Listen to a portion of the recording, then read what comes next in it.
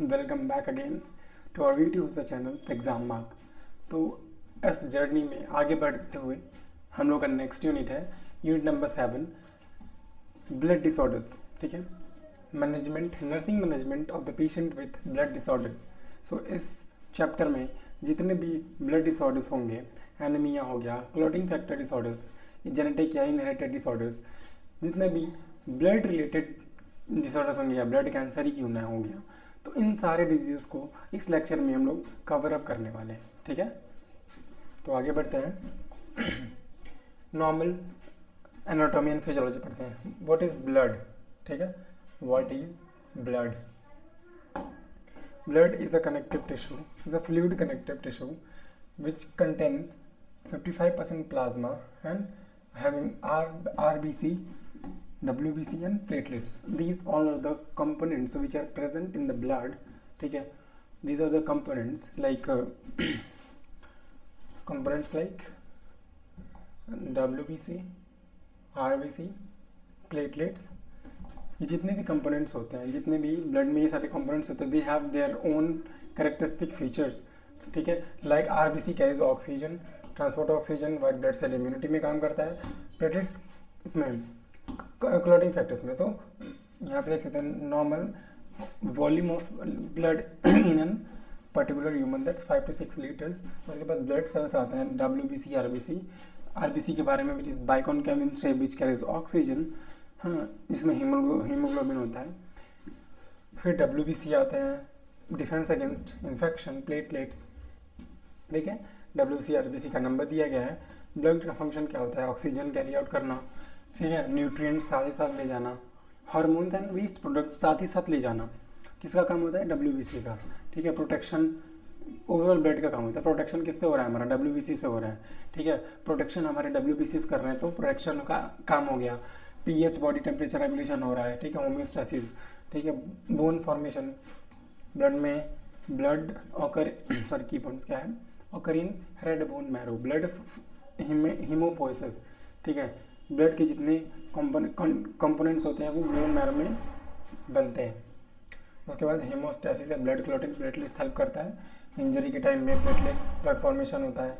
ठीक है, platelets blood formation होगा, कोगुलेशन कैस्केड आएंगे, फिब्रिन जो फाइन पार्टिकल्स होते हैं, मैश लाइक स्ट्रक्चर बनेगा, फिब्रिन प्रोटीन, देन लास्ट में वो क्लॉट बनता है। इम्यून रिएक्शन WBC हेल्प करता है। जो WBC के वेरियस टाइप्स होते हैं वो हेल्प करते हैं। लाइक अब उसके बाद असेसमेंट में आता है, कैसे एसेस करेंगे कि किसी पर्टिकुलर इंसान को ब्लड डिसऑर्डर है कि नहीं है। ठीक है, तो हिस्ट्री कलेक्शन, फिजिकल एग्जामिनेशन, ठीक है, और ऑस्कल्टेशन, पैल्पिटेशन, ठीक है, palpation, history collection, physical examination, auscultation, these are the part of physical examination only. So these are the assessment। हम लोग assess कैसे करेंगे? diagnostic test होंगे, यहीं पे मैं एक ही साथ diagnostic test बताता हूँ, क्योंकि आगे जब हम लोग पढ़ेंगे स्पेशल 1 by 1 डिजीज कंडीशन, तो वहाँ पे बताने की कोई ज़रूरत नहीं पड़ेगी। ठीक है, तो what are the diagnostic test for hematological system? PT prothrombin time, ठीक है, ब्लीडिंग टाइम, कितना ब्लीडिंग टाइम है, ठीक है, इवेल्युएट प्लेटलेट फंक्शन, प्लेटलेट का फंक्शन पता चलता है, हाँ, कितनी देर में प्लेटलेट्स आके अपना काम कर रहा है। ESR, इरेथ्रोसाइट सेडिमेंटेशन रेट, इससे हम लोग ये पता लगाते हैं कि कोई इन्फेक्शन है या इन्फेक्शन नहीं है। ठीक है, इसका घटना ESR जो इरेथ्रोसाइट सेडिमेंटेशन रेट होता है, इसका बढ़ना या घटना दोनों ही खराब होता है। फिर हेमोग्लोबिन, RBC, WBC का रोल क्या है, फिर आयरन का जो लेवल होगा, फेरेटिन टेस्ट वो पता करेंगे, then Coombs test detects antibody mediated hemolysis. उसके बाद ब्लड टेस्ट CBC पैराफेरस में इवेल्युएट्स, ठीक है, shape and size of blood cells. ESR blood sample are collected by the manufacture. ठीक है, these all are the diagnostic test done in the blood disorders. Okay, आगे बढ़ते हैं। Blood typing RH factor, blood type RH factor हम लोग को पता चल सकता है। We will see in iron metabolism and coagulation studies. ठीक है, आयरन कैसे मेटाबॉलाइज हो रहा है हमारे बॉडी में, क्योंकि आयरन ऑक्सीजन के साथ मिलके वो ऑक्सीडेशन में हेल्प करता है, और ये अगर ज़्यादा बढ़ जाता है तो हेमेटोक्रोमेटोसिस हो सकता है, जो कि ब्लड वेसल्स को, लिवर को, पैनक्रियास को, सभी ऐसे ऑर्गन्स को हार्म कर सकता है। ठीक है, उसके बाद कोगुलेशन स्टडीज़ देखेंगे, prothrombin time, INR monitor, warfarin therapy, activated partial prothrombin time, APTT, bleeding time क्या होता है ये देख सकते हैं। ठीक है, bone marrow biopsy, from the bone marrow cells architecture, और सेल्स को निकाल के मैग्नीफाई करके माइक्रोस्कोप की मदद से हम लोग पता करते हैं कि कोई डिसऑर्डर है कि नहीं है। ठीक है, अगर वो डिसऑर्डर है तो कैसा डिसऑर्डर है, कहीं वो कैंसर तो नहीं है। ठीक है, उसके बाद lymph angiography, angiography means blood vessels को एग्जामिन करना। ठीक है, lymph node biopsy, lymph node का बायोप्सी करेंगे। एनीमिया, ठीक है, पहला कंडीशन है anaemia. Anaemia is a decreased haemoglobin और RBC काउंट। ठीक है, हीमोग्लोबिन या RBC काउंट अगर डिक्रीज हुआ है तो उसे एनीमिया कहेंगे। ठीक है, इसके बहुत सारे टाइप्स होते हैं, और पहले कॉजेज पढ़ते हैं। कॉजेज डिक्रीज्ड RBC डिस्ट्रक्शन और प्रोडक्शन में कॉजेज एनीमिया। RBC का, रेड ब्लड सेल का प्रोडक्शन या डिस्ट्रक्शन अगर अल्टर होता है तो एनीमिया वो कॉज कर सकता है। ब्लड लॉस हो गया, ब्लड लॉस ज़्यादा हो गया तो कॉज हो सकता है, लेकिन एक्सीडेंटल केसेस में ब्लड लॉस ज़्यादा हो जाता है तो उस केस में एनीमिया हो सकता है। ठीक है, उसके बाद है हेमोलाइसिस डिस्ट्रॉयज RBC प्रीमेच्योरली, या तो ब्लड लॉस हो रहा है या तो ब्लड अच्छे से बन नहीं पा रहा है। ठीक है, ये मेन कॉज होता है। न्यूट्रिशनल डिफिशियंसी, या तो ब्लड ठीक से बन ही नहीं पा रहा है, अल्टीमेटली ये RBC हीमोग्लोबिन का फॉर्मेशन नहीं हो पा रहा है, या तो बन नहीं पा रहा है जिसकी वजह से खून की कमी हो रही है, उसे एनीमिया कहेंगे। ठीक है, आगे बढ़ते हैं। Classification, microcytic hypochromic, micro means छोटा, RBC का साइज क्या होगा, RBC साइज स्मॉल होगा और कलर जो होगा पेल कलर होगा। Iron deficiency anaemia is common. Microcytic hypochromic means, microcytic means जो RCB बोल दिया, अंडर रूट RCB को सुथाला, सॉरी वो नहीं बोलना था। माइक्रोसाइटिक हाइपोक्रोमिक मीन्स RBC का जो साइज होगा वो छोटा होगा। ठीक है, और जो कलर होगा वो पेल कलर होगा। इसका एग्जांपल, बहुत कॉमन एग्जांपल है आयरन डेफिशिएंसी एनीमिया। ठीक है, मैक्रोलाइटिक एनीमिया, RBC का साइज बड़ा रहता है, vitamin B12 and folate deficiency are cause. Normocytic and normochromic, ठीक है, RBC appears normal in size and colour. RBC का जो साइज होगा और शेप होगा वो नॉर्मल होगा। ठीक है, जनरल क्लिनिकल मैनिफेस्टेशन, देखो ओवरऑल जो क्लिनिकल मैनिफेस्टेशंस हो सकते हैं जितने भी एनीमिया, वीकनेस, फटिंग, डिजीनेस। ठीक है, वीकनेस, फटिग, डिजीनेस, पेशेंट में एक्सपीरियंस या develop dizziness, pallor, shortness of breath and tachycardia में ऑकर। Iron deficiency anaemia. ठीक है, what is iron deficiency anaemia? Anaemia बहुत सारे टाइप्स का होता है, इसके पहले वो हम लोगों ने देखा है कि कितने टाइप्स के एनीमिया आते हैं। अब यहाँ पढ़ते हैं iron deficiency. One of the type of anaemia is iron deficiency anaemia. Iron deficiency anaemia occurs due to the low level of iron. ठीक है, अगर आयरन का जो कंसंट्रेशन होगा हमारे ब्लड में वो कम होगा तो उसकी वजह से आयरन डेफिशिएंसी एनीमिया होगा। आयरन की डेफिशिएंसी अब कैसे हो रही है? या तो आयरन कम हम लोग खा रहे हैं, less intake of iron, causes हम लोग पढ़ रहे हैं। ठीक है, यहाँ पे नहीं है। हाँ, तो कॉजेज आयरन की डिफिशिएंसी कैसे हुई है? या तो हम लोग अपनी डाइट में आयरन कम ले रहे हैं, या तो डाइट में प्रॉपर ले रहे हैं लेकिन हमारे इंटेस्टाइन से एब्जॉर्ब नहीं हो पा रहा है, दैट इज मेल एब्जॉर्प्शन। या तो ब्लड लॉस हो गया। This all are the causes of iron deficiency anaemia. So इसके क्लिनिकल मैनिफेस्टेशन क्या होंगे? वही जनरल आप लोगों को बताया था मैंने, general sign and symptoms, weakness, fatigue, dizziness, pallor colour आएगा। ठीक है, dyspnea, shortness of breath, that is spoon shaped nail. You can see in the diagram, spoon shaped nail is one of the specific characteristic of iron deficiency anemia. ठीक है, glossitis and angular stomatitis। ठीक है, जो mucus membrane, oral mucus membrane होता है उसमें inflammation आता है। ठीक है, inflammation of tongue and stomatitis, that is जो म्यूकस मेम्ब्रेन होता है उसमें इन्फ्लेमेशन हो जाता है। ठीक है, pinna craving such as ice eating may be present. उसको पी का क्रेविंग कहते हैं. डायग्नोस्टिक इवैल्यूएशन में सीबीसी करेंगे और क्या करेंगे, serum ferritin is very low. Serum ferritin वो आयरन का टेस्ट होता है कि इसमें पता करते हैं कि आयरन का कॉन्सेंट्रेशन कितना है. ठीक है. जीआई स्टडीज़ में आइडेंटिफाई ब्लीडिंग सोर्स. ठीक है. कोगुलेशन स्टडीज़ करेंगे हम लोग. उसके बाद मैनेजमेंट में क्या देखेंगे, आयरन डेफिशिएंसी एनीमिया है तो उस केस में क्या मैनेजमेंट हो सकता है हमारा. ठीक है. जो अंडरलाइन कॉजेज हैं, डिजीनेस है, वीकनेस है, फैटिग है, उसको पहले ट्रीट करेंगे. ठीक है. Oral iron therapy is commonly used. Oral iron therapy देंगे और हम लोग ऐसे सप्लीमेंट्स, आयरन सप्लीमेंट्स लेंगे. यही हो सकता है ट्रीटमेंट उसका. विटामिन सी आयरन एब्जॉर्प्शन में हेल्प करता है तो आयरन के साथ साथ विटामिन सी भी लेंगे. IV आयरन में भी required in some cases. Nursing management में आयरन एडमिनिस्टर करना है. ऐसा डाइट ऐसा डाइट बताइए पेशेंट को जिसमें आयरन भरपूर मात्रा में हो और वहाँ से आयरन पेशेंट को मिल पाए. ठीक है. Macrocytic anaemia. मैक्रोसाइटिक मीन्स क्या, आरबीसी का साइज जो है वो बढ़ा हुआ है. ठीक है.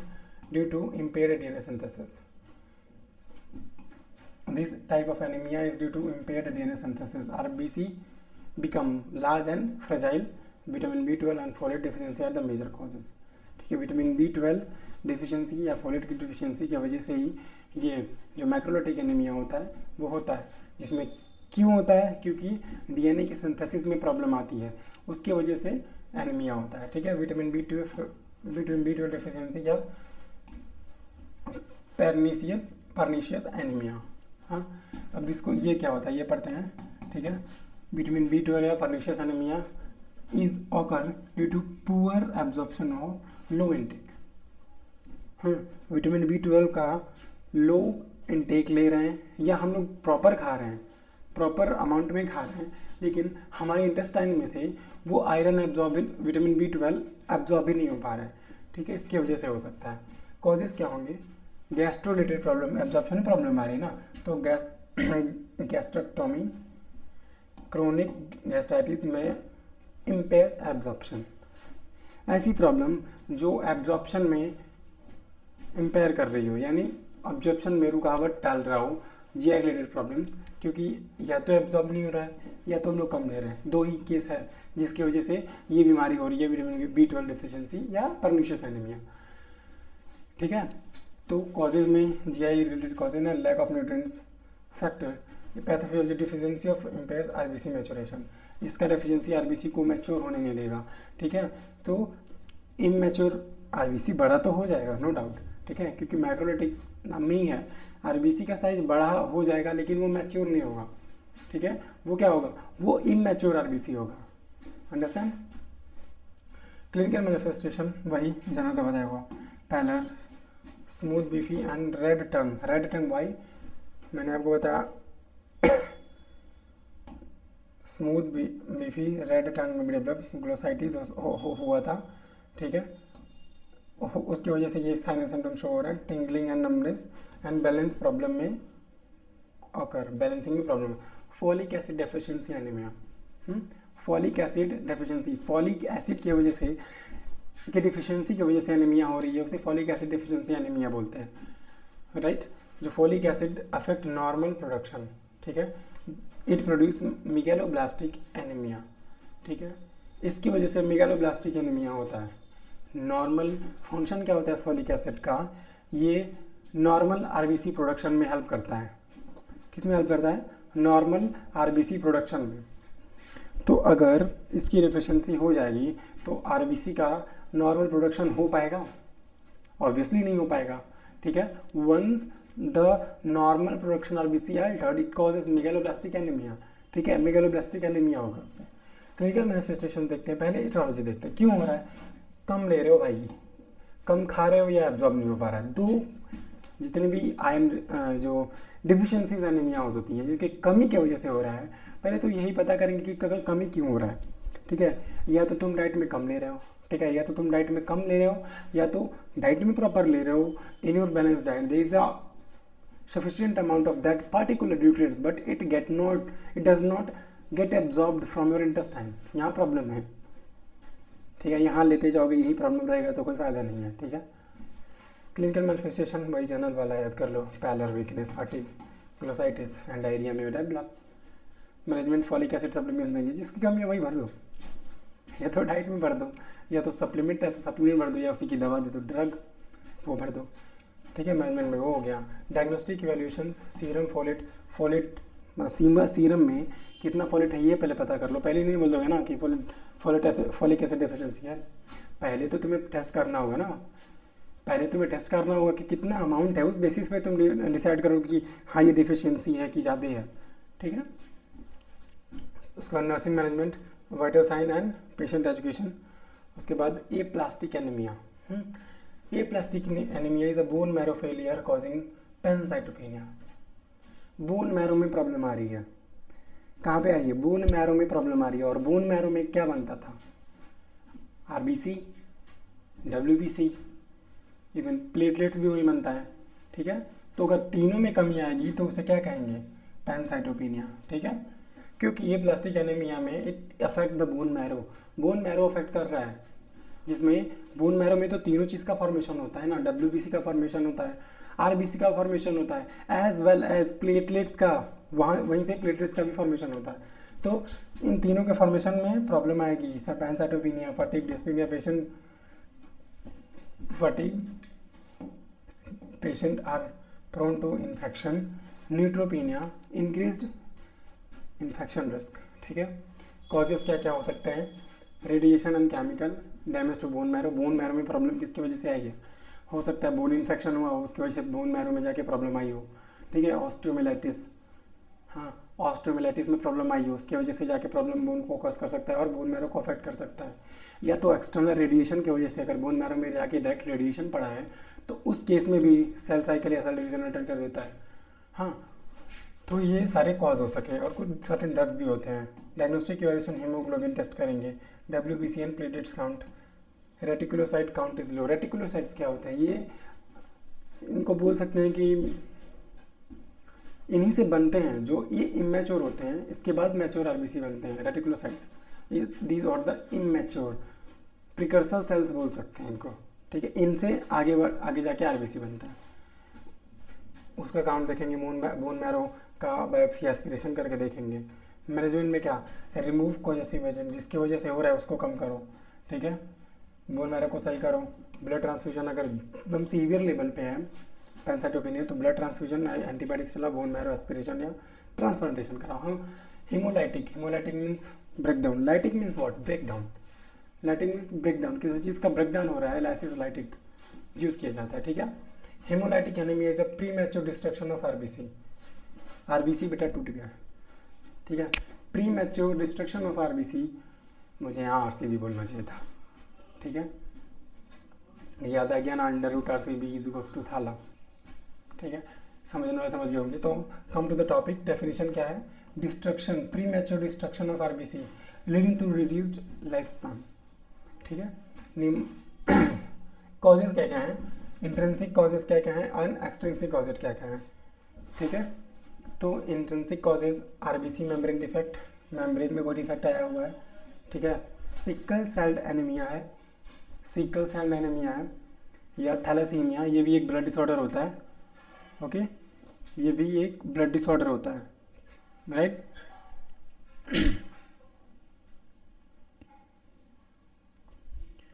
ठीक है। तो G6PD deficiency, this is also considered a blood disorder, ये भी होता है। One by one we will discuss this all, ठीक है। एक्सट्रिंसिक फैक्टर्स क्या क्या होंगे? कोई ड्रग, मेडिकेशन, इन्फेक्शन या बर्न ट्रॉमा, ये न्यूमोनिक्स है, you can see. So sickle cell anaemia, what is sickle cell anaemia? RBC का साइज हसिया शेप का हो जाता है, शेप चेंज हो जाती है, ठीक है। नॉर्मल शेप जो होता है आरबीसी का।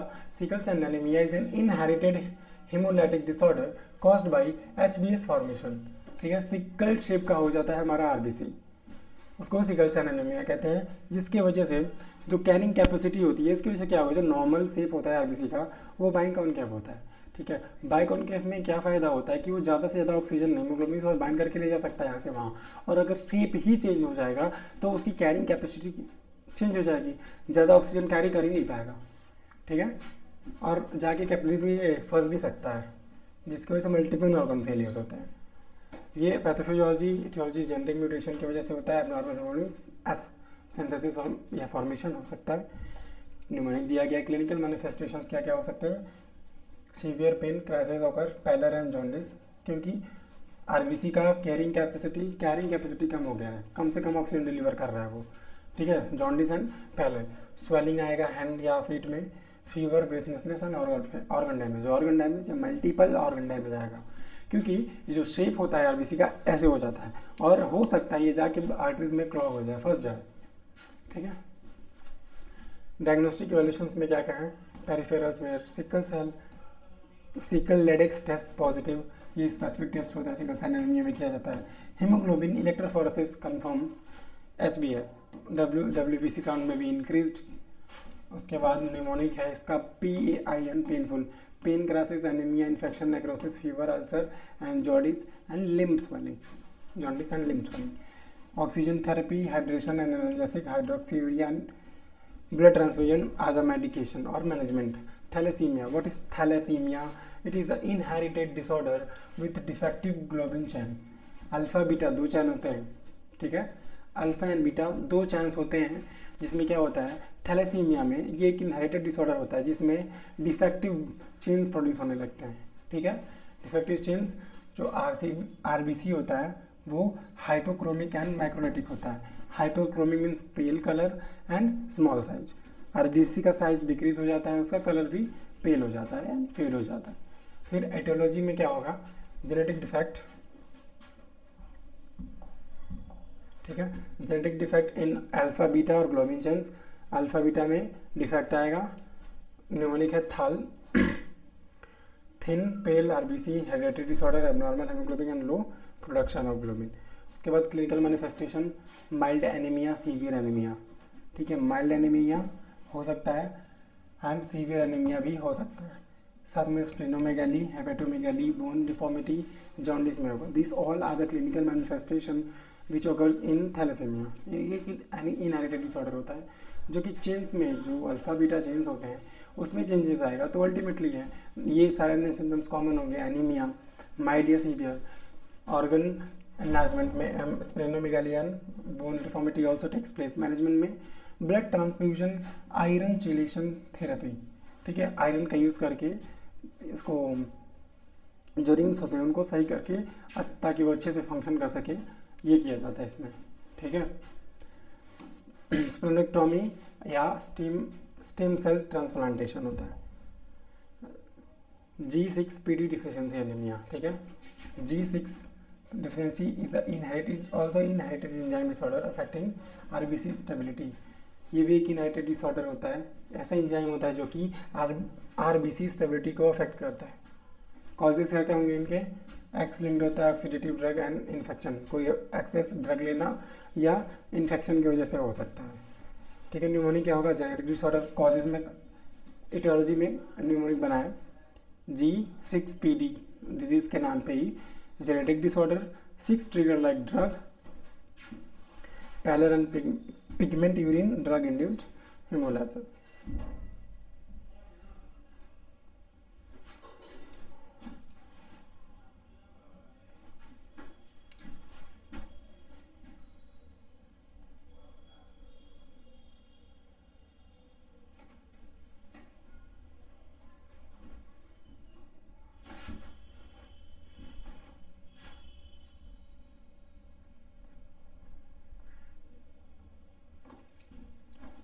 ठीक है, we have done with the definition, aetiology and mnemonics, जो कि डिजीज कंडीशन के नाम पे न्यूमोनिक्स भी बन गए हैं, ठीक है। उसके बाद आगे बढ़ते हैं। Clinical manifestation, pallor jaundice occur after exposure to triggers. Jaundice हो सकता है हीमोग्लोबिनूरिया में occur, means haemoglobin in urea, it can takes place, और रेटिकुलोसाइट काउंट इंक्रीज हो जाएगा। जो रेटिकुलोसाइट्स हैं, जो प्रिकर्सर्स बोले जाते हैं आरबीसीज के, वो उनका साइज बढ़ेगा, और हिंस बॉडीज में भी seen in RBCs. So diagnostic solutions, G6PD ऐसे कंफर्म डायग्नोसिस, ये कंफर्मेटरी टेस्ट होता है।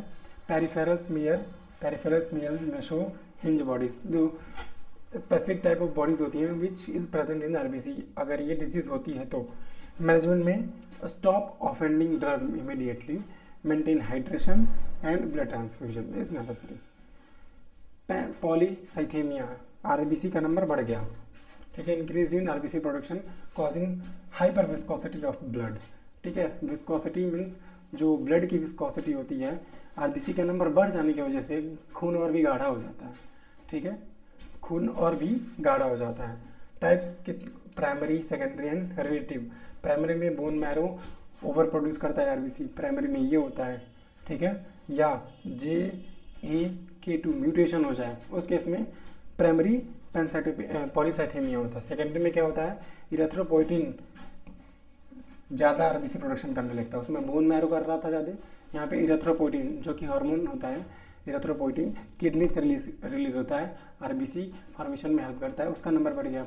Relative polycythaemia, plasma volume decrease जिसकी वजह से आरबीसी बढ़ गया। इटियोलॉजी क्या कॉजेज क्या क्या है, thick blood, tumour, hypoxia increase, erythropoietin hormone increase हो गया, बोन मैरो का एक्शन इंक्रीज हो गया जिससे ज़्यादा बनने लगा, tumours, hypoxia increase, erythropoietin, chronic lung disease, kidney disorder, bone marrow disorder, low plasma destructive sleep apnoea, over production of RBC and dehydration जिसकी वजह से डिहाइड्रेशन क्या होगा, प्लाज्मा नंबर कम, प्लाज्मा कंसंट्रेशन कम हो जाएगा तो ऑटोमेटिकली नंबर ऑफ आरबीसी बढ़ जाएंगे और ब्लड का विस्कोसिटी बढ़ जाएगा।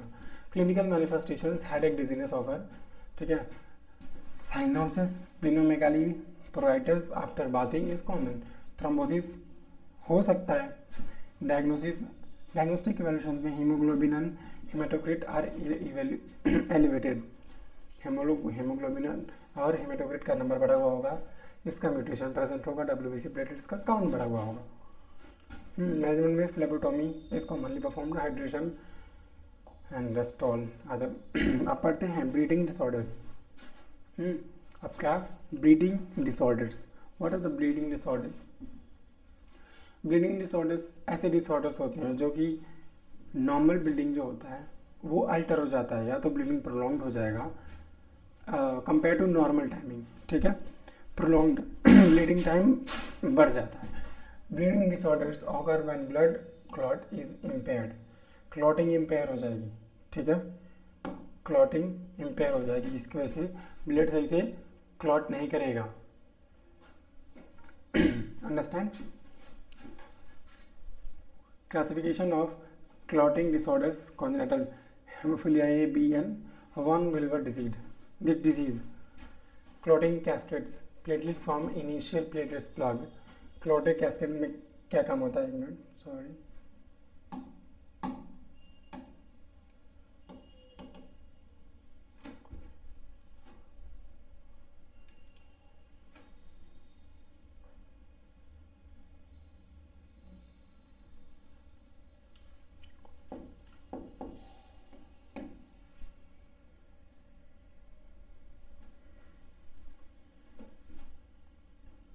तो ब्लीडिंग डिसऑर्डर्स में बेसिकली यही होता है। Bleeding disorders occur when blood clotting is impaired, blood clotting empire हो जाती है, रुक जाती है, या उसमें अल्ट्रेशन आ जाता है। क्लॉटिंग कैस्केड्स पहले प्लेटलेट्स इनिशियली प्लेटलेट्स प्लग बनाते हैं। Clotting factors form fibrin mesh to stop bleeding, clotting factors मिल के एक मैश बनाते हैं फिब्रिन, तो ब्लीडिंग रोकिंग बनाते हैं, तो ब्लीडिंग रोकने के लिए। फिर उसके बाद बढ़ते हैं acquired disorders like drug disorders, liver disorder, vitamin K deficiency and disseminated intravascular coagulation. बढ़ते हैं अपने दूसरे नेक्स्ट डिजीज के बारे में, haemophilia and von Willebrand disease. Haemophilia में होता कुछ नहीं है, जस्ट जो ब्लीडिंग टाइम होता है, ठीक है, जो ब्लीडिंग टाइम होता है नॉर्मल, वो नॉर्मल से हटके अब नॉर्मल हो जाता है। इसका मतलब अगर कोई वुंड हो रहा है, कट लग रहा है, तो अगर ब्लीडिंग 2 मिनट में रुकनी चाहिए तो वो और ज़्यादा टाइम ले रहा है, 5 मिनट की जगह 10 मिनट ले रहा है, ठीक है, ये होता है haemophilia. Haemarthrosis, excessive bleeding, missing clotting factors, oozing after injury, ठीक है। हेमार्थ्रोसिस मतलब जो जॉइंट के बीच में ब्लीडिंग होना, ठीक है। वॉन विल्बर्ड एक फैक्टर होता है, क्लॉटिंग फैक्टर होता है जो एब्सेंट होता है, जिसकी वजह से ये बीमारी होती है, जिसमें nose bleed, gum bleeding and heavy menstrual bleeding in females and easy bleeding is common. Okay, coagulation, coagulation means after injury जो कोगुलेशन मैकेनिज्म चलता है, ब्लड क्लॉटिंग मैकेनिज्म चलता है, उसमें प्रॉब्लम आ रही है, ठीक है। और उसमें प्रॉब्लम क्यों आएगी? क्योंकि जो फैक्टर्स होते हैं जो कि हेल्प करते हैं, किसमें, क्लॉटिंग मैकेनिज्म में हेल्प करते हैं, उसमें प्रॉब्लम आ रहा है, ठीक है। अगर उसमें प्रॉब्लम आ रहा है तब कोगुलेशन डिसऑर्डर्स होंगे। Coagulation disorders are occur when blood clotting is abnormal. Obvious सी बात है ना, कोगुलेशन डिसऑर्डर में ही एबनॉर्मल होगा क्लॉटिंग फैक्टर्स, ठीक है, जिसमें फैक्टर्स एबनॉर्मल होंगे या फैक्टर्स एक्टिवेट नहीं होंगे, जिसकी वजह से I mean to say that जो क्लॉटिंग मैकेनिज्म होगा कहीं ना कहीं पूरे मैकेनिज्म में कोई ना कोई फैक्टर काम नहीं करेगा या इनएक्टिव होगा, तभी कोगुलेशन डिसऑर्डर्स होते हैं, ठीक है। डिसऑर्डर में कॉज एक्सेसिव ब्लीडिंग और एक्सेसिव क्लॉटिंग, ज़्यादा ब्लीडिंग भी करवा सकता है और ज़्यादा क्लॉटिंग भी हो सकता है अंदर ही। एटियोलॉजी देखेंगे, liver disease, vitamin K deficiency, platelets dysfunction. Platelets का डिसफंक्शन हो जाएगा क्योंकि मेन जो मोस्ट इंपॉर्टेंट काम होता है क्लॉटिंग में वो प्लेटलेट्स ही करते हैं, ठीक है। सो अगर प्लेटलेट्स इनएक्टिव हो जाएंगे, उनका फंक्शन डिसफंक्शन हो जाएंगे, तो ऑब्वियसली बात है कोगुलेशन नहीं होगा। Genetic mutation, protein C and protein S deficiency and anti phospholipid syndrome, this all heparin therapy also cause. So clinical manifestation और ब्लीडिंग डिसऑर्डर्स, ब्लीडिंग डिसऑर्डर्स के क्लिनिकल मैनिफेस्टेशन क्या है?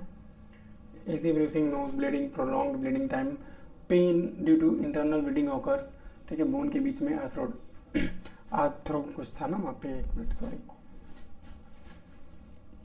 आर्थ्रोडोसिस, उसके वजह से पेन और ब्लीडिंग इन बोन्स में, appearance in urine, blood में present in urine and stool, severe headache, okay, these all are the mnemonics. आगे बढ़ते हैं, clinical manifestation of excess clotting.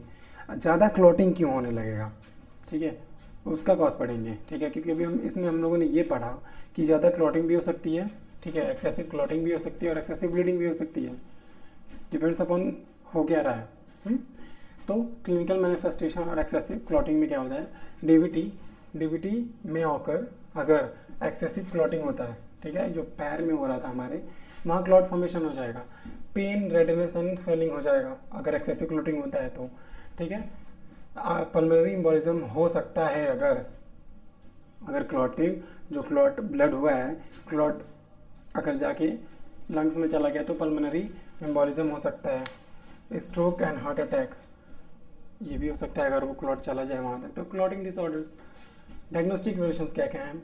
D dimer test, ये ऐसे प्रोटीन्स होते हैं जो कि जब आरबीसी या का ब्रेकडाउन होता है तो इनका नंबर बढ़ जाता है, ठीक है, इनका नंबर बढ़ जाता है। तो पीटी या एपीडीटी चेक करेंगे कितना बढ़ा है कितना घटा है। सीबीसी क्लॉटिंग फैक्टर ऐसे, आइडेंटिफाई फैक्टर डिफिशिएंसी, वोन मिलर फैक्टर, ये भी देखा जाएगा इसमें, ठीक है, जो कि एक खुद फैक्टर है, क्लॉटिंग फैक्टर खुद है ये वोन मिलर फैक्टर, ठीक है, जो कि हेल्प करता है क्लॉटिंग में। CT scan, ultrasound, defect clots, detect clots, अगर कोई एम्बोलिज्म है, क्लॉट बना है, उसको डिटेक्ट करने के लिए। फिर rest, compression and elevation of head control bleeding. Management है क्लॉटिंग फैक्टर रिप्लेसमेंट थेरेपी, जितने क्लॉटिंग फैक्टर्स नहीं हैं उनको रिप्लेस करिए with the help of therapy. Vitamin K supplement, blood transfusion and anti coagulant, okay. आगे बढ़ते हैं। फिर platelets disorders. Platelets disorder means कौन कौन से ऐसे डिसऑर्डर्स होंगे जो कि प्लेटलेट्स की डिसफंक्शन की वजह से, प्लेटलेट्स बढ़ने की वजह से, प्लेटलेट्स घटने की वजह से, ओवरऑल प्लेटलेट्स में कुछ भी हो रहा है, क्योंकि मेन काम जो है क्लॉटिंग में वो प्लेटलेट्स ही कराता है, ठीक है। तो आगे बढ़ते हैं इसमें। Platelet disorders involve abnormal number of function of plate. Abnormal number हो गया, या तो घट गया या तो बढ़ गया, और फंक्शन उसका डिसफंक्शन हो गया, जो उसका प्राइमरी फंक्शन है क्लॉटिंग का उसमें अल्टर आ गया, ठीक है। तो दे में कॉज एक्सेसिव ब्लीडिंग और थ्रोम्बोसिस, दोनों करा सकते हैं। इटियोलॉजी में genetic aspirin, blood aspirin and ibuprofen, this all the drug, blood thinner है ये, आइबुप्रोफेन जो है कॉर्टिकोस्टेरॉइड है, तो इनके वजह से भी ये क्लॉटिंग प्लेटलेट डिसऑर्डर्स हो सकते हैं। लीवर किडनी डिजीज की वजह से भी हो सकते हैं, राइट। न्यूमोनिक है PLATE, platelet mutation, liver, aspirin, toxic drug and enzymes की वजह से। Classification of platelet disorder according to number, अगर प्लेटलेट्स का नंबर बढ़ रहा है तो थ्रोम्बोसाइथर्मिया इंक्रीज प्लेटलेट्स, थ्रोम्बोसाइटोपिनिया होगा, नीचे थ्रोम्बोसाइटोपिनिया होगा अगर कम हो रहा है प्लेटलेट्स का नंबर तो। उसके बाद according to function platelets are present but function abnormally, present हैं, ठीक है, प्रेजेंट है प्लेटलेट्स लेकिन वो अपना नॉर्मल फंक्शन नहीं परफॉर्म कर पा रहे हैं, ठीक है। अकॉर्डिंग टू डेवलपमेंट, डेवलप नहीं हुए हैं या बचपन से ही या किसी फैक्टर की वजह से। प्लेटलेट्स आर लो, अगर प्लेटलेट्स कम है तो ब्लीडिंग ज़्यादा होगा, bleeding gums occurs, nose bleed and petechiae and bruising occurs, heavy menstrual bleeding, क्योंकि प्लेटलेट्स कम है भाई। मेन काम मैंने बताया प्लेटलेट्स का ही होता है इन clotting factor, clotting mechanisms. Platelets release होता है तो दूसरे प्लेटलेट्स को एडेयर करता है एक जगह पे, तो इसमें प्रॉब्लम है तो ब्लीडिंग ऑब्वियसली होनी है, ठीक है।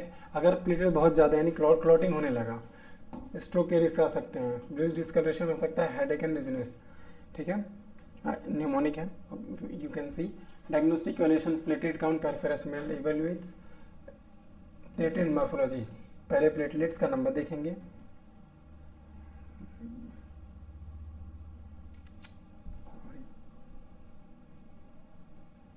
ठीक है। तो उसका प्लेटलेट्स एग्रीगेशन स्टडीज कि कोई इंजरी होने के बाद प्लेटलेट्स पहले कितना नॉर्मल टाइम लेता था अपने बाकी प्लेटलेट्स को अडेयर करने के लिए बाय रिलीजिंग सम मीडिएटर्स, उसके बाद अभी कैसा कर रहा है। मैनेजमेंट में क्या होगा, सॉरी अभी ये क्या हो रहा है, फ्लो साइटोमेट्री में एसएस, बोन मैरो स्टडीज़ हो सकते हैं मैनेजमेंट में, एस्पिरिन और एनएसआईडीज जो मैंने बताया उसको अवॉइड करना है, और डिसमॉर्फिन, reduce bleeding, platelets transfusion, antifibrinolytic drugs देंगे and stem cell transplantation. Thrombocytopenia, thrombocytopenia is a decrease in circulating platelets count. जितने ब्लड में अवेलेबल हैं वो प्लेटलेट्स, अगर उसमें कमी आ गई तो उसे थ्रोम्बोसाइटोपिनिया कहेंगे, राइट। ड्रग्स हैं और कॉजेज हैं aplastic anaemia, leukaemia, DIC, well infection है, treatment chemotherapy, radiation therapy and massive blood transfusion thrombocytopenia के ट्रीटमेंट है। टाइप्स क्या हैं, इम्यून थ्रोम्बोसाइटोपिनिया परप्यूरा, ठीक है, इसका क्लिनिकल एक पहला टाइप हो गया। दूसरा थ्रोम्बोटिक थ्रोम्बोसाइटोपिनिया परप्यूरा, ठीक है। इसमें क्या होता है, इसके पहले पढ़ते हैं। इसमें इम्यून थ्रोम्बोसाइटोपिनिया परप्यूरा में it is auto immune disorder causing platelets destruction, इसमें प्लेटलेट्स का डिस्ट्रक्शन हो रहा है, और it is occurs due to widespread platelets clot formation, उसमें प्लेटलेट्स का डिस्ट्रक्शन हो रहा था। और थ्रोम्बोटिक थ्रोम्बोसाइटोपिनिया में क्या हो रहा है, with in the blood vessels कहीं कहीं many numbers of clot formation occurs, ठीक है, देख सकते हैं विस्पर्ड क्लॉट फॉर्मेशन हो जा रहा है, ठीक है। हिपैरिन इंड्यूस क्या होता है, इसमें ये इम्यून मीडिएटेड होता है, इसमें heparin therapy, it is a complication of heparin therapy. Heparin therapy की वजह से थ्रोम्बोसाइटोपिनिया हो रहा है तो उसे हिपैरिन इंड्यूस्ड बोल देंगे। बाकी sign and symptom, clinical manifestations are almost same, you can see. So diagnostic evaluation, CBC, ANA testing, bone marrow, viral studies, these all are the test, common test which can be done for 3, जो पिछले में तीनों पढ़ाए हैं, तीनों thrombocytopenia, उस case में ये सारे डायग्नोस्टिक इवैल्यूएशंस होते हैं, ठीक है। मैनेजमेंट क्या होगा, कॉर्टिकोस्टेरॉइड सप्रेसर, इम्यून डिस्ट्रक्शन ये देंगे, IV इम्यूनोग्लोबिन देंगे एंड रिटुक्सिमैब देंगे, एंड स्प्लीनोटोमी में भी रिक्वायर्ड। ये फर्स्ट टाइप के लिए, सेकंड टाइप के लिए यानी थर्ड टाइप के लिए, तीनों में मैनेजमेंट अलग अलग है, ठीक है। इसमें क्या होगा, plasma pheresis is the main treatment. Plasma pheresis means plasma को निकाल के उसको फिल्टर करके वापस बॉडी में ट्रांसफर करना होता है, ठीक है। Corticosteroid and immunosuppressant are used, इसमें heparin should be stopped immediately and alternative coagulations are started. Haemophilia, haemophilia is an inherited clotting disorder, haemophilia A, haemophilia B, ठीक है। ये फैक्टर 8 एंड 9 दोनों की वजह से होता है। Haemophilia is a inherited X-linked mutation of F8 gene causing haemophilia A and F9, ठीक है। ये 7th 8th फैक्टर और ये 9th फैक्टर और F8 में म्यूटेशन या F9 में म्यूटेशन। क्लिनिकल मैनिफेस्टेशन सेम है। तो types of haemophilia A and B caused by the deficiency of factor 8 और म्यूटेशन इन F8, और इसमें हीमोफीलिया B 9 में और F9 में म्यूटेशन। ये सारे कॉज है। वॉन विलवर्ट ब्रांड ये खुद एक टाइप होता है, cause by the deficiency of dysfunction of von Willebrand factor, it affect platelet function and factor 8 stability leading to the prolonged bleeding.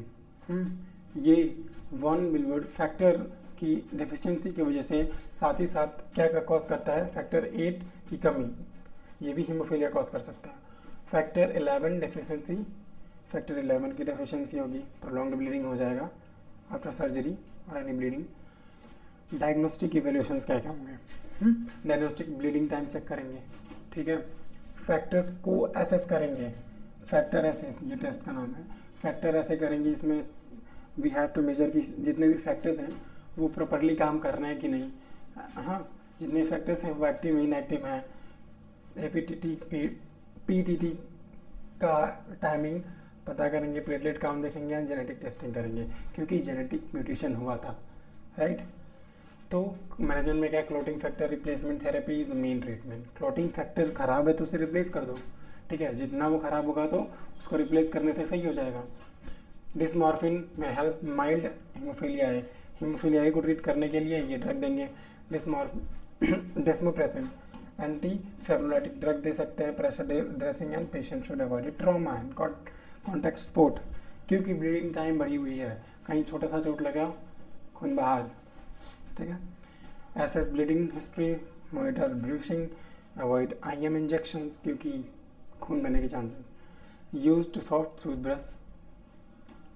Von विलवर्ट disease is a disease which is most common in inherited bleeding disease, deficiency of or dysfunction of is von Willebrand factor, ठीक है, VWF के deficiency की वजह से होता है। We have studied earlier, type 1 to 3 होता है और inherited WBD, type 1 mild and most common, type 2 functional, जो ये फैक्टर होता है ये एबनॉर्मली फंक्शन करने लगता है, ठीक है। जो ब्लीडिंग होता है मॉडरेट टू सीवियर, पहला जो विलवर्ट फैक्टर का नंबर जो होता है वो कम हो जाता है। 2 में क्या होता है, नॉर्मल फंक्शन करने लगता है, इसकी वजह से bleeding severe to moderate to severe हो जाती है। और टाइप 3 में severe form with almost absent, पूरा फैक्टर ही एब्सेंट है, ठीक है। और एक्वायर्ड में क्या होगा, occur with in disease such as lupus and hypothyroidism. Okay, clinical manifestation, bleeding होगी, कहाँ से, नोज ब्लीडिंग हो सकती है, हैवी मेंस्ट्रुअल ब्लीडिंग हो सकती है, सर्जरी कट पिट लग गया, सर्जरी के बाद हैवी ब्लीडिंग होगी, ब्रूशिंग एंड एबनॉर्मल ब्लीडिंग प्रेजेंट, ठीक है। उसके बाद डायग्नोस्टिक की वजह से ब्लीडिंग टाइम, पीटी फैक्टर, जितने भी फैक्टर्स होंगे उनको एग्जामिन किया जाएगा।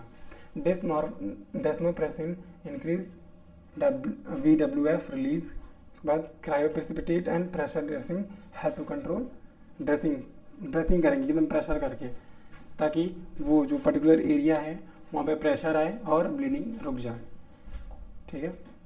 सो DIC, disseminated intravascular coagulation, it is a life threatening disorder characterise with a widespread clotting bleeding, ठीक है। विस्पर्ड है, यहाँ within the blood vessels clotting भी होगा और ब्लीडिंग भी हो सकता है, दोनों साथ ही साथ, ठीक है। उसको कहते हैं डिसएमिनेटेड इंट्रावेस्कुलर कोगुलेशन। रिस्क फैक्टर क्या होता है, कोई इन्फेक्शन हुआ, कोई ट्रॉमा हुआ, कोई ऑब्स्टेट्रिक्स कॉम्प्लिकेशंस हैं such as placenta abruption, severe liver disease, malignancy and snake bites and incompatible transfusion. Mnemonic, ये DIC RI risk. Pathophysiology, massive population activation causes fibrin clot formation, इसको फिब्रिन को activate करेगा। Platelet and clotting factor are consumed rapidly, bleeding occur due to depletion in clotting component, FDP and D-dimer level increased. Pneumonic and clinical manifestation, tachypurpura and bruising occurs, bleeding from punctured site, ठीक है, hypotension, dyspnea, premature renal function and cyanosis, altered menstrual status. Diagnostic evaluation, coagulation studies करेंगे, ठीक है, coagulation studies कर दिए, and D-dimer test and antithrombin third level is reduced. Management में क्या, treat underline causes, administer oxygen, fresh frozen plasma, it is fresh frozen plasma, ठीक है, वो एडमिनिस्टर करेंगे, साथ ही साथ मॉनिटर करेंगे। और हिपैरिन में भी यूज इन सेलेक्टिव केसेस, कुछ केसेस में हिपैरिन को यूज़ किया जाएगा। उसके बाद ल्यूकोपीनिया, न्यूट्रोपीनिया एंड एग्रेनोसाइटोसिस। ठीक है, definition leucopenia means decrease in total WBC count. Leucopenia means पूरे WBC का साइज नंबर कम हो गया है। ठीक है, न्यूट्रोपीनिया एक WBC का ही टाइप होता है, वो कम होगा। ग्रेनुलोसाइट्स, इसमें granulocytes severe reduction in granulocytes, जितने ग्रेनुलोसाइट्स होंगे वो कम हो जाएंगे। ग्रेनुलोसाइट्स का नंबर डिक्रीज होगा। टाइप्स ऑफ ल्यूकोपीनिया, ग्रेनुलो, न्यूट्रो, इसनो, बैसो, जितने टाइप्स के WBC होंगे वो सभी कम हो जाएंगे। ठीक है, pathophysiology bone marrow suppression decrease, जो बोन मैरो अगर सप्रेस हुआ तो न्यूट्रोफिल्स का प्रोडक्शन कम होगा। ठीक है, बोन मैरो सप्रेस होने की वजह से न्यूट्रोफिल्स का प्रोडक्शन कम होगा और न्यूट्रोफिल्स का impairs body defence mechanism, severe infection and risk develop, क्योंकि न्यूट्रोफिल्स ही जाके फाइट करते हैं इन्फेक्शन के अगेंस्ट। अगर उनका नंबर कम होगा तो ऑब्वियस सी बात है साइन सिम्टम्स देखने को मिलेंगे। Diagnostic CBC bone marrow, biopsy, bone sputum x-ray, clinical manifestation, fever, chills, fatigue, sore throat and oral ulcer occurs, dyspnea and diarrhea. These are the clinical manifestation. Management क्या करेंगे? Identify and treat infection promptly. Board sputum antibiotics देंगे, हेमेटोपोइटिन growth factors देंगे। ठीक है, उसके बाद leukaemia, that is blood cancer. ठीक है, now we are come to the another part, that is blood cancer is a malignant disorder of blood forming tissues and bone marrow. Abnormal leukocytes replaced by the normal blood. Abnormal leukocytes normal replace हो जाएंगे by abnormal. ठीक है, rapid uncontrol growth होता है इसमें। Causes genetic, radiation, benzene exposure, chemotherapy, congenital and viral infection, these all are the causes of blood cancer, leukaemia. ठीक है, pathophysiology क्या है? Due to aetiological factor mutation हुआ, अनकंट्रोल प्रोलिफरेशन हुआ, ग्रोथ हुआ, फिर नॉर्मल एबनॉर्मल से रिप्लेस होने लगे और बोन मैरो फेलियर हो गया, अल्टीमेटली साइन सिम्टम दिखने लगे। ठीक है, types according to duration, acute and chronic, according to cell type, lymphocytic and myelogenous. ठीक है, मेजर टाइप क्या होंगे? ALL, AML and CLL and CML. Acute lymphocytic leukemia, acute myelogenous leukemia, chronic lymphocytic anemia leukemia, chronic myelogenous leukemia. So these नीचे दिमाग दिया गया है। Diagnostic evaluations, ठीक है, CBC shows abnormal WBC। ठीक है, उसी में कैंसर हुआ है तो अनकंट्रोल्ड या इंक्रीज नंबर ऑफ WBC आएगा। बोन मैरो बायोप्सी करेंगे, gold standard for cancer. Peripheral smear and cytogenetic studies. Management में क्या होगा? Chemotherapy and other treatment, bone marrow transplantation, stem cell transplantation and other. Acute ALL, हमने ये जितना types पढ़ा था, ALL, AML, CLL and CML, इन सबको थोड़े बहुत डिटेल में पढ़ेंगे हम लोग। ठीक है, तो ALL is a malignant disorder arising from the lymphoid stem cell. ठीक है, ALL जो होता है वो कहाँ से ओरिजिनेट होता है? लिम्फॉइड स्टेम सेल से। हाँ, और it is commonly occur in children 2 to 9 year age. जो ALL है, ठीक है, ये ओरिजिनेट होता है लिम्फॉइड स्टेम सेल से और ये बच्चों में कॉमन होता है। ठीक है, और एट द सेम प्लेस जब हम लोग क्लिनिकल मैनिफेस्टेशन देखते हैं, anaemia, pallor fever, recurrent infection develop होगा, क्योंकि WBC का मेन काम होता है इन्फेक्शन से लड़ना। इन्फेक्शन से लड़ना से इसका मेन काम होता है। अगर उसी में प्रॉब्लम हो गया तो इन्फेक्शन डेवलप होगा ही होगा। ठीक है, bone and joint pain, bleeding from mucus membrane, weight loss, evaluation, RBC, HB and haematocrit, platelets count देखेंगे, WBC काउंट देखा जाएगा, peripheral smear and bone marrow. उसके बाद मैनेजमेंट में कीमोथेरेपी, भाई कैंसर का कीमोथेरेपी देंगे। ठीक है, ड्रग इंक्लूड विनक्रिस्टिन, डुआरपिन, daunorubicin, methotrexate and prednisolone. CNS prophylaxis देंगे, bone marrow and high protein. फिर AML में क्या होता है? AML is a malignancy with proliferation of immature myeloblast. ठीक है, बस डेफिनेशन आप लोग देखिए, क्योंकि ये सारे उसी के टाइप्स हैं, सब टॉपिक्स हैं ल्यूकेमिया के, तो इतना डिटेल में पढ़ने की ज़रूरत नहीं है। Just you must have the basic knowledge कि ALL क्या होता है, AML क्या होता है। तो AML क्या होता है, ये ऐसा कैंसर है जिसमें प्रोलिफरेशन ऑफ इमेच्योर माइलोब्लास्ट, जो माइलोब्लास्ट का इमेच्योर प्रोडक्शन होने लगता है, ठीक है, ओल्डर एडल्ट को अफेक्ट करता है। बाकी रिस्क फैक्टर कॉजेज लगभग सेम माने जाएंगे, क्लिनिकल मैनिफेस्टेशन भी सेम, थोड़ा बहुत डिफरेंस आता है, ठीक है, फीवर, फटीग ये सेम था, bone pain, sternal tenderness, bleeding, bruising, hepatosplenomegaly, recurrent infection, diagnosis जो डायग्नोस्टिक इवैल्यूएशंस होंगे RBC, कोगुलेशन स्टडीज़ किए जाएंगे, ठीक है, बायोप्सी किया जाएगा, बोन मैरो या स्टेम सेल टेस्टिंग होगा, वही मैनेजमेंट में chemotherapy, hydration, stem cell and injection monitoring, infection monitoring. फिर CLL क्या होता है, CLL is a slow growing cancer mature B lymphocyte, ठीक है, ये B लिम्फोसाइट्स, ये स्लो ग्रोइंग कैंसर होता है जो कि कहाँ पे होता है, B लिम्फोसाइट्स में, ठीक है, जो कि इम्यूनिटी के लिए रिस्पॉन्सिबल होता है, ठीक है। इसका clinical manifestation same, diagnostic evaluations and management. CML जो होता है, CML myeloproliferative disorder which excess myeloid cells, इसमें क्या होता है, माइलॉइड सेल्स का नंबर बढ़ने लगता है, माइलॉइड सेल्स का नंबर बढ़ने लगता है, ठीक है, CML में। बाकी risk factor causes are maximum same ही होंगे। अब पढ़ते हैं लिम्फोमा, ठीक है, lymphoma is a malignancy of lymphocytes, B lymphocyte and T lymphocytes, ठीक है। सो अगर B या C लिम्फोसाइट्स में प्रॉब्लम आता है तो उसे लिम्फोमा कहेंगे, ठीक है। Lymphoma include Hodgkin's and non, इसे टू टाइप्स का होता है, Hodgkin's and non Hodgkin's lymphoma. Hodgkin's lymphoma क्या होता है, it is characterised by the Reed Sternberg cell, you can see in the diagram, Reed Sternberg cells. Risk factors क्या होंगे, EMB infection, Epstein Barr virus infection, Epstein Barr virus infection, family history, positive family history है, immunodeficiency, immunocompromised patient है, ठीक है। Hereditary oncogenic, EMB का full form होता है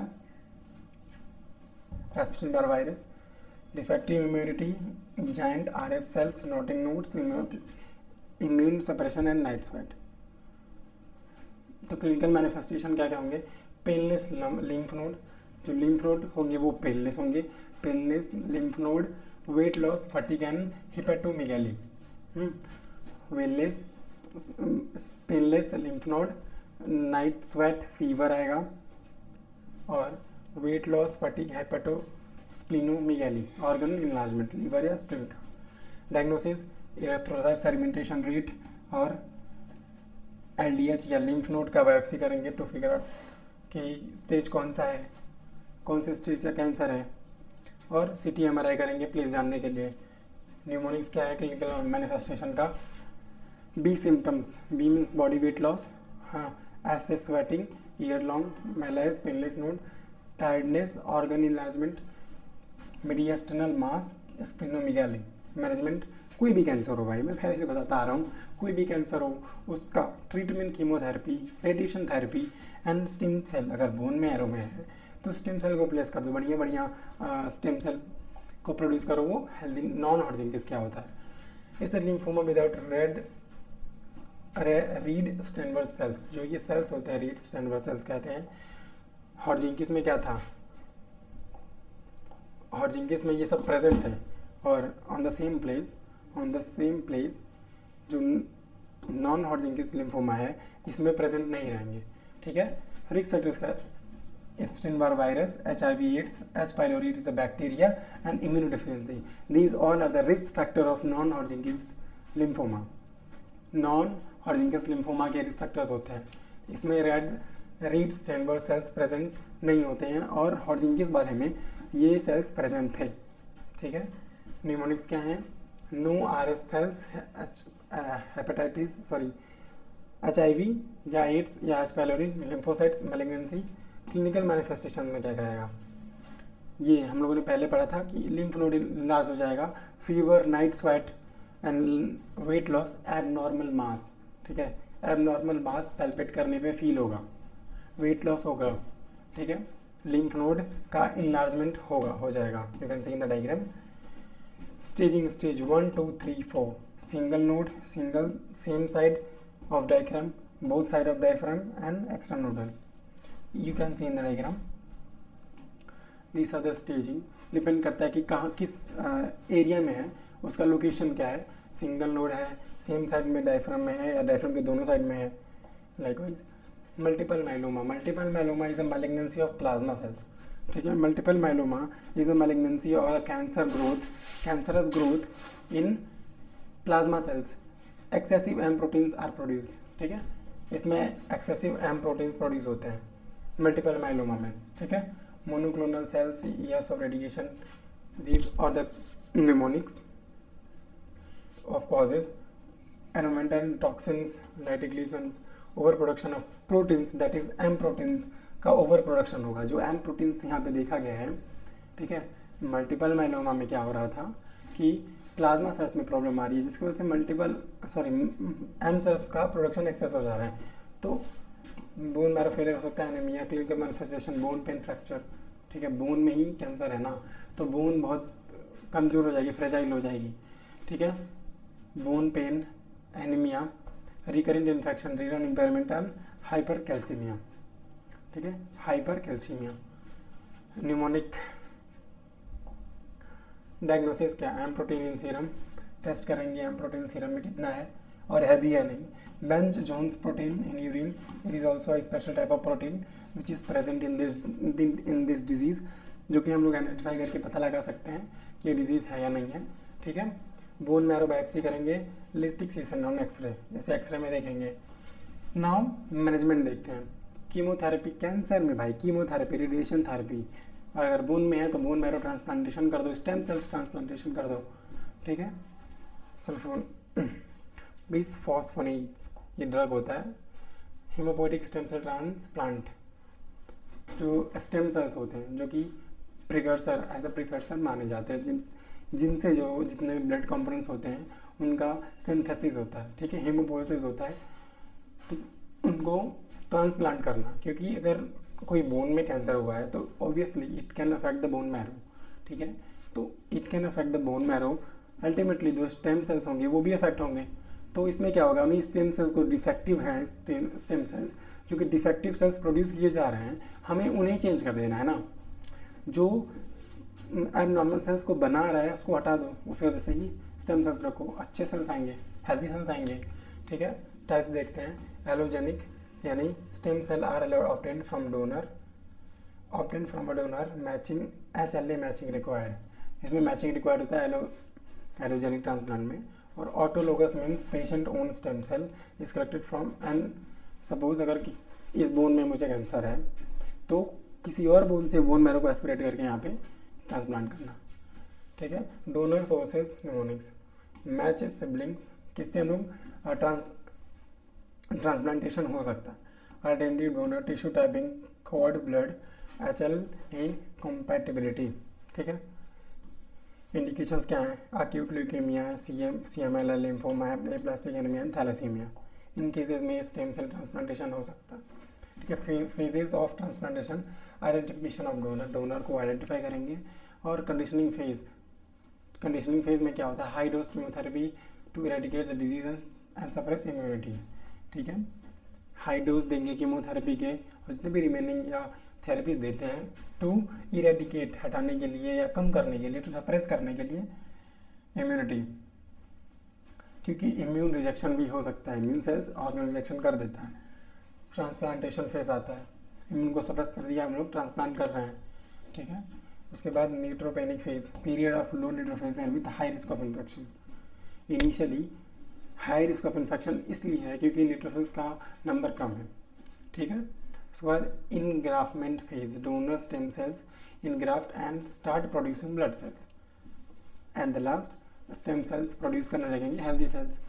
post engraftment phase, recovery of immunity and return to the normal life, ठीक है। उसका mnemonic identification, IDTENP, IDTENP identification करेंगे डोनर का, डोनर प्रिपरेशन करेंगे, ट्रांसप्लांट कर देंगे, इनग्राफ्ट होगा, प्रोड्यूस करना शुरू करेगा, इनिशियल इन्फेक्शन का न्यूट्रोफिल्स की कमी की वजह से ज़्यादा हो सकते हैं और पोस्ट इनग्राफ्टमेंट होता है।